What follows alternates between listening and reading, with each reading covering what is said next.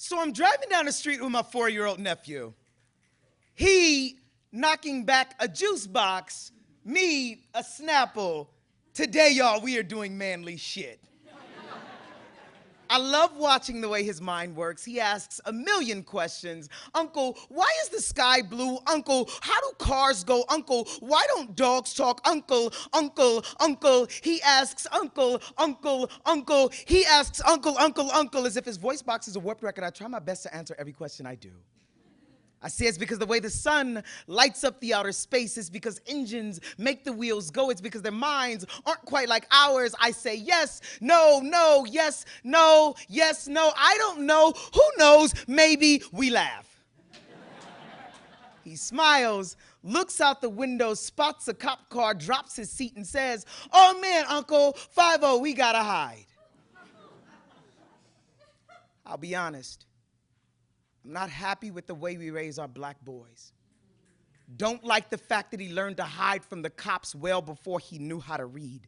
Angrier that his survival depends more on his ability to deal with authorities than it does his own literacy. Get up, I yell at him. In this car, in this family, we are not afraid of the law. I wonder if he can hear the uncertainty in my voice.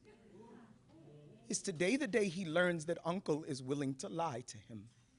That I'm more human than I am hero. We both know the truth is far more complex than do not hide. Both know too many black boys who disappeared, names lost, know too many Trayvon Martins, Oscar Grants, and Abner Louimas, know too many Sean Bells and Amadou Diallos, know too well that we are the hard-boiled sons of Emmett Till. Still, we both know it's not about whether or not the shooter is racist. It's about how poor black boys are treated as problems well before we're treated as people. Black boys in this country cannot afford to play cops and robbers if we're always considered the latter. Don't have the luxuries of playing war if we're already in one. Where I'm from, seeing cop cars drive down the street feels a lot like low-flying planes in New York City. Where I'm from, routine traffic stops are more like minefields. Any wrong move could very well mean your life. And how do I look my nephew in his apple face and tell him to be strong when we both know black boys who are murdered every day simply for standing up for themselves? I take him by the hand, I say be strong.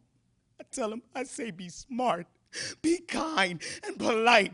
Know your laws. Be aware of how quickly your hand moves to pocket for wallet or ID. Be more aware of how quickly an officer's hand moves to holster for gun. Be black. Be a boy. Have fun. Because this world will force you to become a man far more quickly than you'll ever have to need to. He lets go of my hand, but Uncle, he asks, Uncle, what happens if the cop is really mean?